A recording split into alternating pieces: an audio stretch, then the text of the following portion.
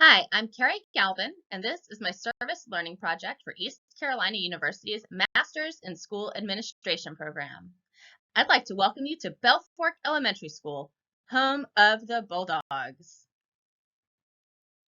Belfork Elementary School is located in Jacksonville, North Carolina in Onslow County and services approximately 560 students in kindergarten through 5th grade. We are a diverse school with 78% minority enrollment. Belfork Elementary School is also a Title I school with 67% of the students receiving free or reduced price lunches.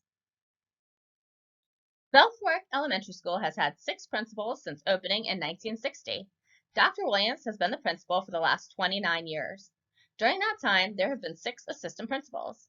I have been fortunate to work with 2 of them, the current assistant principal, Mrs. Sandra Adams, who started in 2021, and the last assistant principal, Mrs. April Homer, who moved to a high school in Onslow County before going to work for the Department of Defense Education Authority. At Belfork Elementary School, we collaborate to make learning fun, as evidenced shortly in a TikTok video made by teachers, administration, office, and custodial staff at both Belfork Elementary School and Northwoods Park Elementary School.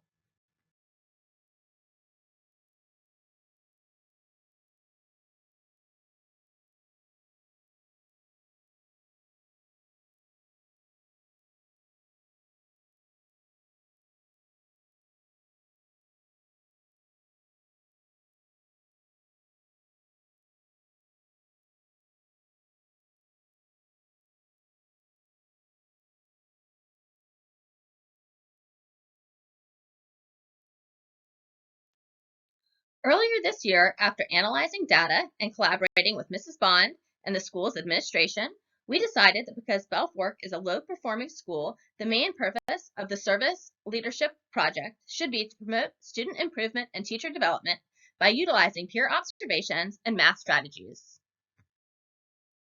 The math strategies we went over during professional development were cubes and ridges. Cubes stands for circle the numbers, underline the question, box the keywords, write an equation, and solve the problem. Ridges stands for read the problem, identify what's needed, draw the picture, generate a statement, equation, and solve. We then took part in the teacher evaluation process by being peer observers. During these observations, we looked for 3 key indicators and used a teacher observation note page to guide us when looking at the rubric. After completing the peer observation, we looked at our notes pages to complete the rubric for evaluating North Carolina teachers. This was followed by a post-observation conference where Mrs. Bond and I were able to give both positive feedback and constructive criticism to both beginning teachers and teachers who are new to Onslow County schools.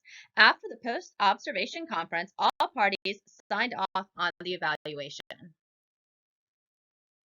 Some researcher language that supports utilizing peer observations to promote student improvement and teacher development include when teachers understand what specific pedagogical strategies contribute to effective learning, their students achieve more academically. Daniels, 2013.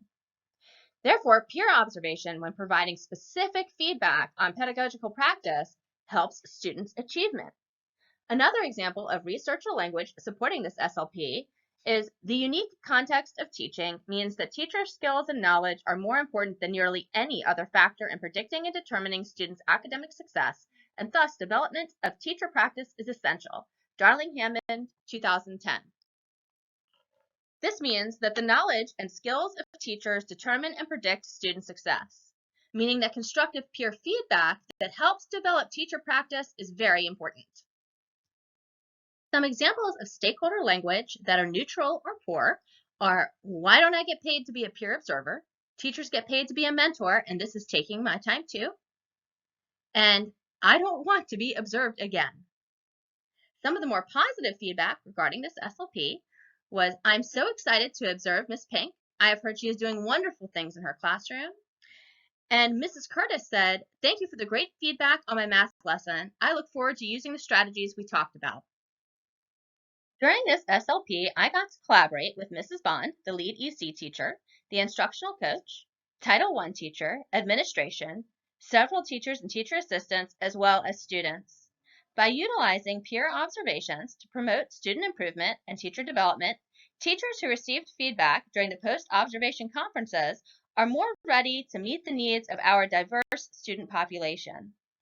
Although quantitative data has not been collected yet, qualitative data leads us to believe that this SLP will have a positive impact on end-of-year math scores and help our learners to attain the growth they need.